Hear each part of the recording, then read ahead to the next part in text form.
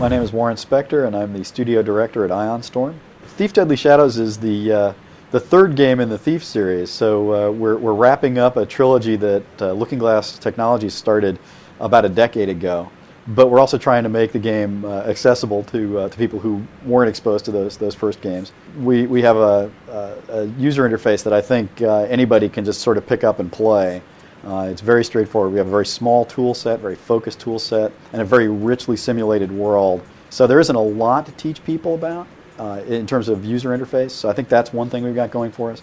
We also wanted to make the game a little more forgiving than it has been in the past. The first two games, if you got discovered by a guard, it was, run and hide for a while or give up. And in this game, we've given you more tools, more ways to recover from a failure scenario. So I think all that will help, make the game appealing to a larger audience. The Thief world is so rich and so unique. I mean, it's unlike any other fantasy setting in any form of entertainment that I know of. It's this kind of weird, Renaissance meets Victorian. It's not even really medieval, and it's got these all these factions that you can interact with and stuff. And there's a richness there that if people want to explore it, it's there for them. But a lot of people just want to get on with it. Just let me get to the fun. Let me just run around and be a thief. And so we've tried to accommodate those players as well. So a lot of the fiction, a lot of the backstory is contained in books and scrolls. And in overheard conversations that if you want, you really can kind of blast past. You'll miss a little bit, but not much. But in addition, we've added a new feature. City sections are a part of Thief now, where players get to set their own pace. They get to decide which houses they're going to burgle and whether they're going to pick that person's pocket or not. They get to decide how much risk they're going to take, what the pace of play is, what sort of side quests are worth taking, which ones aren't, and so really, feel like they're not just a guy going through missions to save the world, but they really are a thief in a Renaissance meets Victorian sort of world. The big thing in Thief is in previous Thief games is there was a lot of running away and waiting in the shadows while things calmed down, and that's fundamentally not all that much fun. There are certainly people who love that aspect, that, oh my God, are they going to find me sort of aspect of the game. But as we try to reach out to a larger audience, what we wanted to do was provide players with more tools for recovery. And we do actually support combat more effectively, especially if you approach combat from the perspective of trying to get yourself in a position where you can be the assassin. Okay, it's still, we don't want it to be a game where what you do is you go toe to toe with the guards and you just hack them to bits. It's not like a shooter.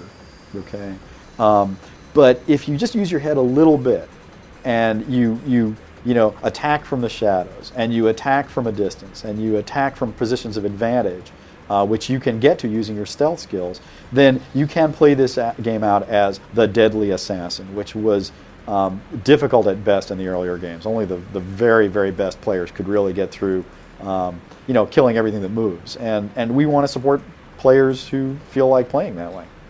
We're not just making an arcade game where you play the radar and call it stealth.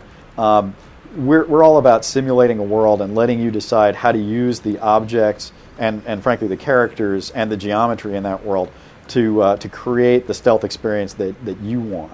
We have, thousands of interactive objects that you can throw a plate to distract a guard. You can roll a barrel into a guard to get them out of your way. We're all about letting you use the natural tools, the logical tools in the environment to accomplish goals. And it's not hard-coded. It's not special-cased. It's all built on a physics simulation or a lighting simulation or a sound simulation. So when we started thinking about the third game, we knew we wanted to tell a keeper story, let's put it that way. And this time, the keepers actually pull you back in to help them investigate the meaning of a prophecy. There's the brethren and betrayer who's going to bring about the end of words. What the heck does that mean? It's this sort of, mysterious, frustrating, confusing keeper stuff. That's what they're all about.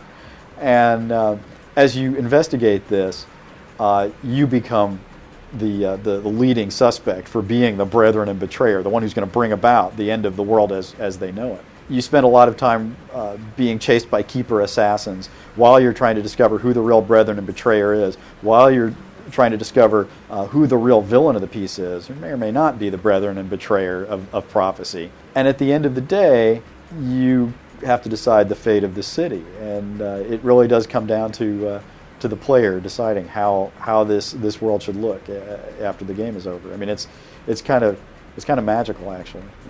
There are some big changes ahead for players of the first two games. I think it'll be very special. The end of the game is pretty apocalyptic.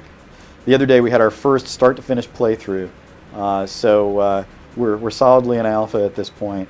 And from now until we get shut down and we're told it's time to release to manufacturing, we're tuning the gameplay. That's all we have to do left.